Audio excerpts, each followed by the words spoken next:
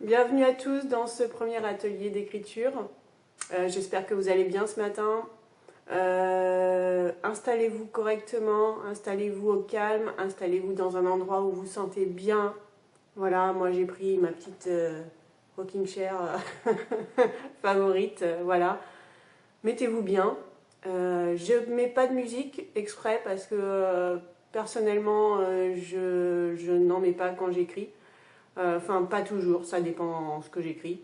Donc voilà, je vous laisse le choix de votre musique et de votre environnement. Parce qu'il faut que vous soyez bien dans cet environnement pour pouvoir écrire et libérer vos pensées et vos émotions, voilà, sans entrave.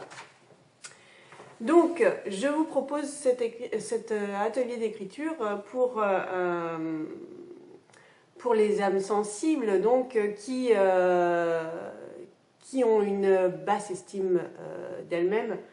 Ça va parfois de pair, malheureusement, parce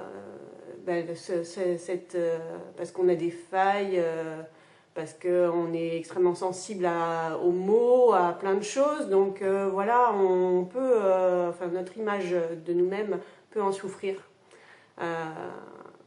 Par des croyances fausses la plupart du temps, qui ont été inculquées ou... Alors, je ne cherche pas à dénoncer de coupable, parce que jamais je ne cherche à dénoncer de coupable, parce que ça ne m'intéresse pas, en fait. Moi, ce qui m'intéresse, c'est d'avoir des solutions, en fait, pour avancer dans la vie, hein. Après, chercher qui est responsable de quoi, ça ne m'intéresse pas vraiment. Moi, ce qui m'intéresse, c'est d'aller mieux et d'aller bien. Donc, si vous êtes comme moi, écoutez, on va poursuivre pour cet exercice. Donc, cet exercice, oui, il faut que je vous dise quand même, il est inspiré d'une de mes lectures, donc d'un roman-livre de psychologie, écrit par une psychothérapeute américaine très connue. Voilà, donc elle le pratique, elle, dans son cabinet avec ses patientes, pour des sujets bien précis, mais bon, c'est un exercice qui est déclinable, et c'est ce que j'ai fait donc pour les gens qui sont sensibles. Donc, et pour les aider à restaurer donc leur estime de soi.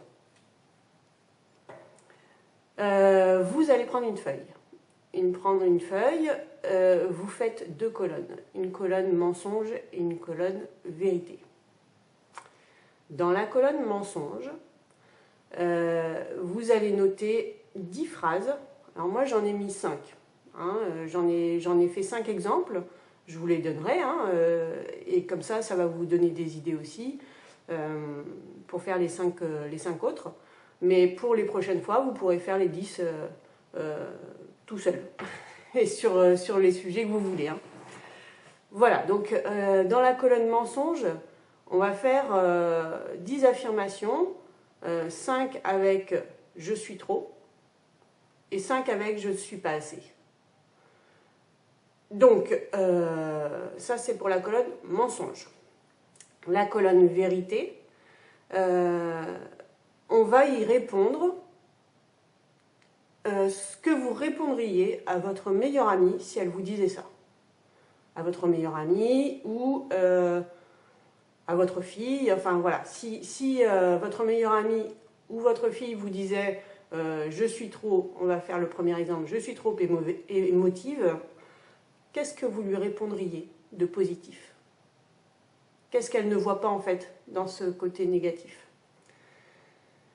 Donc là, dans la colonne mensonge, on va commencer par cette colonne.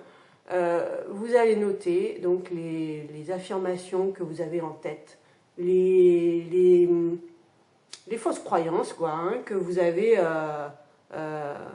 en boucle dans votre tête et qui vous freinent en fait dans votre vie. Et puis qui vous mettent en conflit avec vous-même en fait. Hein. Donc je vous donne mes exemples. Et puis après, je vous laisserai un petit moment pour que vous puissiez faire votre propre texte. Donc mon premier exemple, c'est « je suis trop émotive ». La vérité que moi j'ai notée, celle que je dirais à ma meilleure amie. Ton émotivité est très humaine et c'est beau. Voilà, c'est ce que j'ai noté moi. Deuxième affirmation, je suis trop intense. Ton intensité, ton entièreté, c'est ta marque de fabrique. Ça t'amène à te poser des vraies questions et à vivre une vie pleine. Troisième affirmation, je ressens trop fort. Tu peux voir de la beauté dans toute chose et ressentir ce que d'autres ne pourront jamais et vivre une vie pleine de contrastes. Je suis trop gentil. La vérité, c'est que tu es quelqu'un de généreux sur qui on peut toujours compter. Et ça, c'est inestimable, pardon.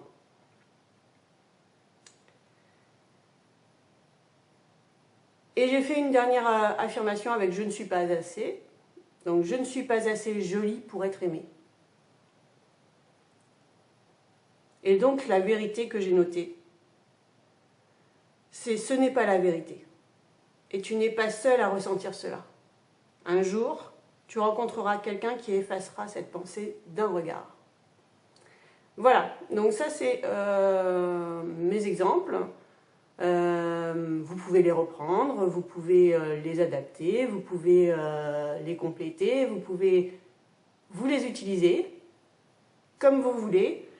Et puis vous ajoutez donc 5 affirmations et 5 vérités de votre propre écriture. Voilà. Je vous laisse quelques minutes faire ce petit exercice. Au moins une, et puis après vous faites tout seul chez vous. Donc voilà, je vous laisse un instant dans le silence.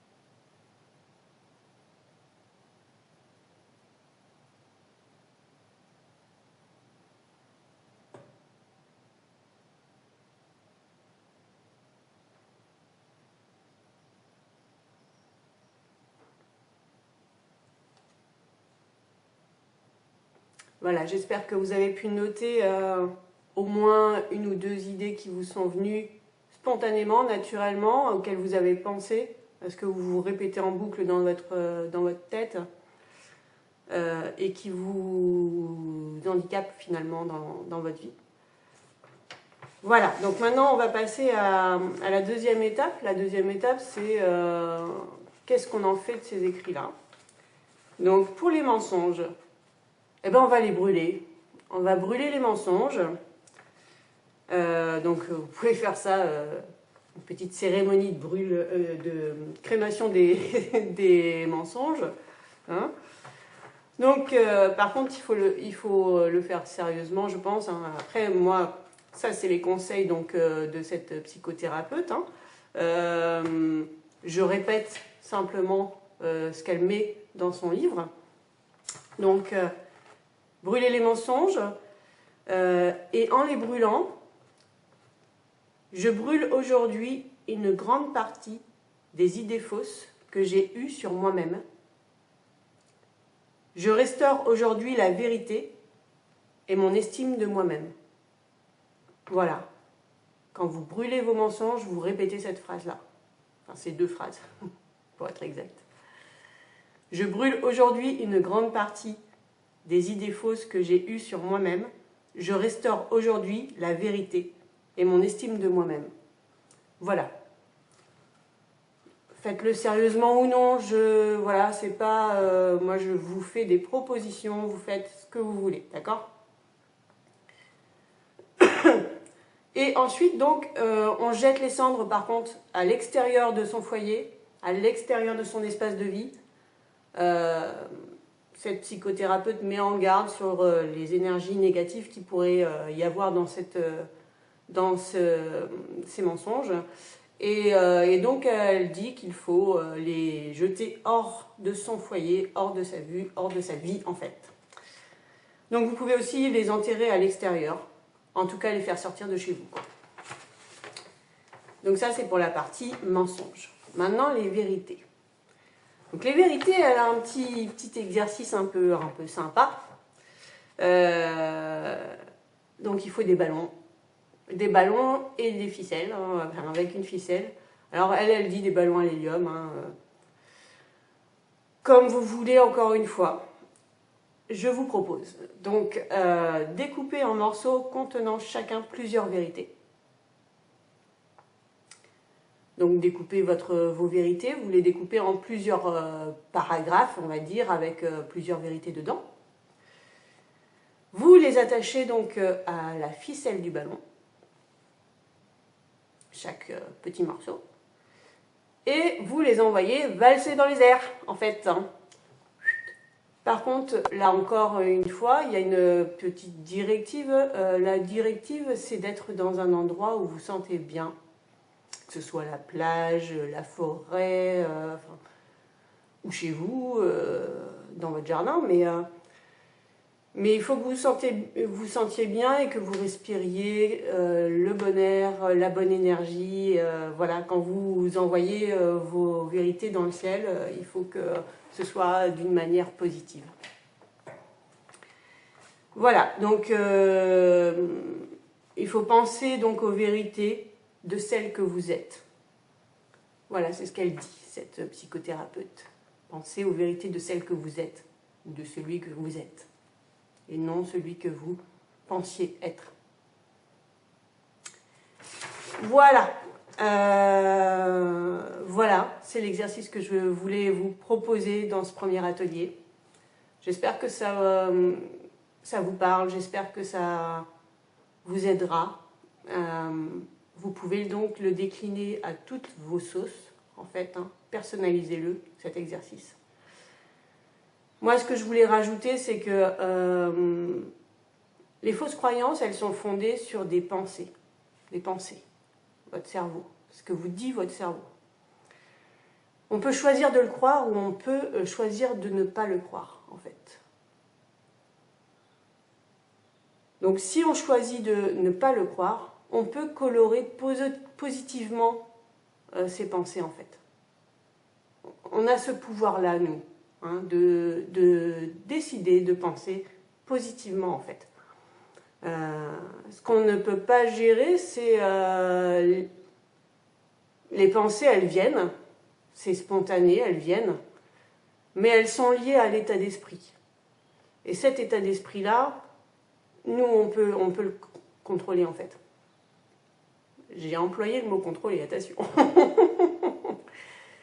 Complexe de supériorité, bref. Donc, on peut le colorer, notre état d'esprit, positivement. Ce que j'avais noté, c'est pour obtenir un magnifique paysage au lieu du chaos, en fait.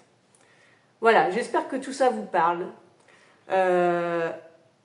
Vous êtes fort. Votre cerveau est votre allié. À vous de l'alimenter de façon saine et équilibrée. Voilà. Votre allié ou comme votre enfant, en fait, hein, j'ai envie de dire. Il faut l'éduquer. Il faut l'éduquer et il faut lui donner une bonne alimentation. Voilà. Pour les célibataires, on se retrouve samedi soir pour un petit message spécial célibataire. Et j'espère que vous vous ferez beau pour le bal. J'espère que vous vous ferez beau pour vous-même. Voilà, parce que c'est important aussi de se mettre en condition. Voilà, je vous embrasse bien fort. Je vous souhaite une excellente journée. Et n'hésitez pas à me faire part de vos commentaires sur cet atelier, sur l'idée, sur est-ce que vous voudriez plus d'idées comme ça, est-ce que voilà, ce que vous en pensez. Avec bienveillance, s'il vous plaît, et respect. Voilà. Merci beaucoup. Au revoir.